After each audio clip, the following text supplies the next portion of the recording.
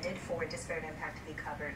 So people thought they're taking up the question because they want to undo disparate impact. But what people have to remember is that it only takes 4 justices to agree to take up a particular question. And so it may have been those 4 that ended up on the losing side of it. So James, let me ask this.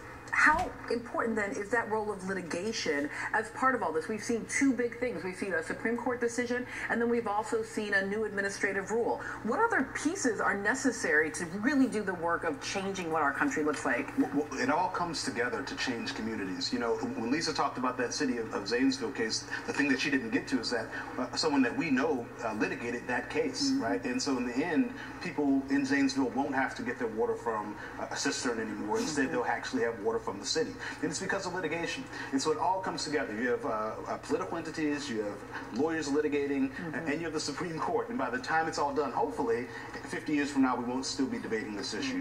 We also have to make sure that we have resources to do effective enforcement. So one of the reasons why that Zanesville case could be brought is because one of NAFA's members, the Fair Housing Advocates Group in Akron, Ohio, they went down and investigated. They had the resources to investigate that Zanesville case. So Demetria, let me come to you on this, because now the case that your organization brought out of Texas is going to be the case that sort of upholds and sustains disparate impact.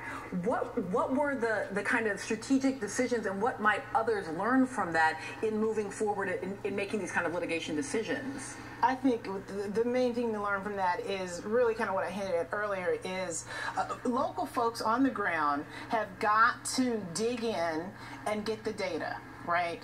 And so if your municipality or whatever level of government it is has seen and knows that you have seen as an advocate or as a community activist the data of what's going on, then that's going to help hold them accountable. It's not the end result. It's going to help hold them accountable. So getting that data, using that data, and putting in the context of here's the data and then here's the decision you made.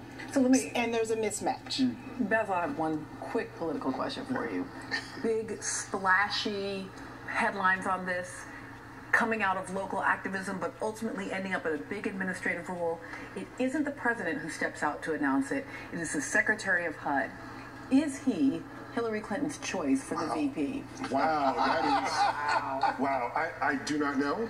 But he is he's a very attractive leader. He's very popular in San Antonio, and a lot of folks have talked about him. So he's Texas, he's Latino, just got a big win. I think he should be on the list, but who knows what ultimately happens? I was just hoping for a yes or no. I'm not going to ask. Okay, thank you to Demetria McCain in Dallas, Texas. Also here in New York, thank you to Lisa Rice, and thank you to James Perry. Tom.